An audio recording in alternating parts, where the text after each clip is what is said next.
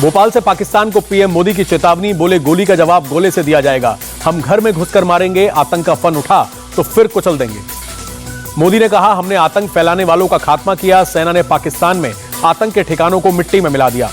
PM Modi बोले, सिंदूर भारत के शौर्य का प्रतीक, आतंकियों ने भारत की नारी शक्ति को ललकारा, हिंदुस्तान की नारी शक्ति आतंक का काल बनी।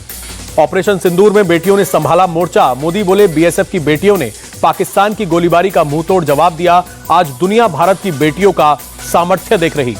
पीएम मोदी बोले, ऑपरेशन सिंदूर आतंक के खिलाफ सबसे बड़ा ऑपरेशन, सिंदूर की ताकत क्या होती है ये पूरी दुनिया ने देख ली। भोपाल में अहिल्याबाई महिला सशक्तिकरण महासम्मेलन में पीएम का संबोधन, बोले, अहिल्याबाई ने प्रभु सेवा और जन सेवा में फर्क नहीं किया, जन सेवा ही उनकी सोच थी, शासन का सही अर्थ ही जन सेवा। भोपाल में मोदी बोले, देश भर में आज तेजी से विकास हो रहा, आयुष्मान भारत योजना से गरीबों को लाभ मिला, नागरिक देवो भव हमारी सरकार का मंत्र। पीएम मोदी बोले, महिलाएं आज हर क्षेत्र में तरक्की कर रही हैं, चंद्रयान मिशन 3 में 100 से ज्यादा महिला वैज्ञानिक शामिल, महिलाओं का आर्थिक रूप से सशक्त किया जा रहा है। भोपाल में पीएम मोदी ने मंच से तिरंगा लहराया, लोगों ने भारत माता की जय के नारे लगाए, पीएम की देवी अहिल्याबाई को पुष्पांजलि भी अर्पित की। देवी अहिल्याबाई की 300वीं जयंती पर पीएम मोदी ने विशेष डाक टिकट जारी किया, स्मारक सिक्के का भी विमोचन किया। मध्य प्रदेश को पहली मेट्रो मिली, पीएम मोदी ने भोपाल से इंदौर मेट्रो को वर्चुअल हरी झंडी दिखाई, दतिया और सतना एयरपोर्ट का भी उद्घाटन किया। पीएम मोदी के दौरे पर भोपाल में उत्साह, हाथों में तिरंगा और पीएम के पोस्टर लिए नजर आई महिलाएं, मोदी मोदी के लगाए नारे। गृहमंत्री अमित शाह का बड़ा बयान, बीएसएफ ने पाकिस्तान के 118 से ज्यादा पोस्ट तबाह किए, वॉच टावर को भी जवानों ने ध्वस्त किया। गृहमंत्री बोले, जवानों ने 8 मई के बाद 3 दिन में 118 पोस्ट तबाह किए, पाकिस्तान को दोबारा पोस्ट बनाने में 4 से 5 साल लगेंगे। वडोदरा में एक कार्यक्रम में विदेश मंत्री एस जयशंकर बोले, भारत कभी भी परमाणु ब्लैकमेल के आगे नहीं झुकेगा। सिंगापुर में शांग्री ला डायलॉग में शामिल हुए सीडीएस अनिल चौहान, कई देशों के थिंक टैंक से की बातचीत, ऑपरेशन सिंदूर के अहम हिस्सों की जानकारी दी। सीडीएस जनरल अनिल चौहान बोले, सिर्फ भारत नहीं बदला, रणनीति भी बदली है, पाक से दुश्मनी ही मिली तो दूरी ही सबसे बेहतर रणनीति हो सकती है।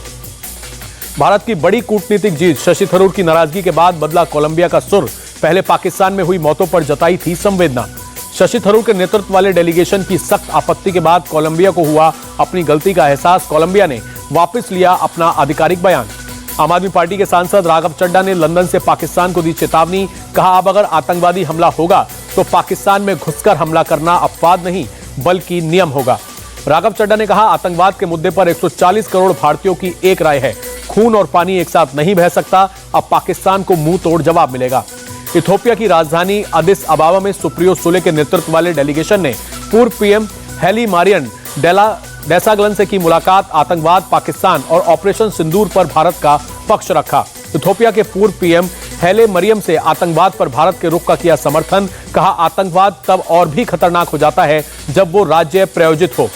सुप्रिया सुले ने बताया, आतंकवाद पर भारत की जीरो टॉलरेंस नीति को पूरी दुनिया में समर्थन मिल रहा है। भारत ने साफ कर दिया है कि भारत दुनिया में कहीं भी आतंकवाद को सहन नहीं करेगा।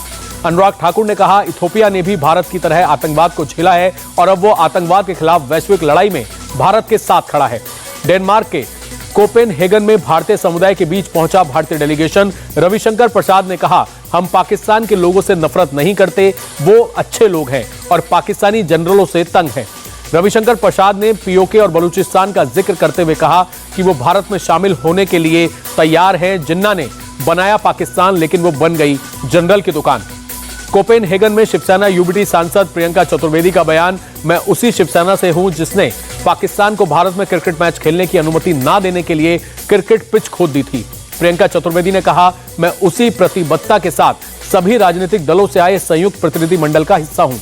सेरा लियोन में श्रीराम सिंधे के नेतृत्व वाले डेलीगेशन ने उपराष्ट्रपति मोहम्मद जुल्दे से की मुलाकात, ऑपरेशन सिंदूर पर भारत के पक्ष की दी जानकारी। ऑपरेशन सिंदूर के दौरान पाकिस्तान की मदद करने वाले तुर्की को भारत ने दिया बड़ा झटका, इंडिगो के पास मौजूद टर्किश एयरलाइंस के बोइंग की लीज सिर्फ 3 महीने के लिए बढ़ाई।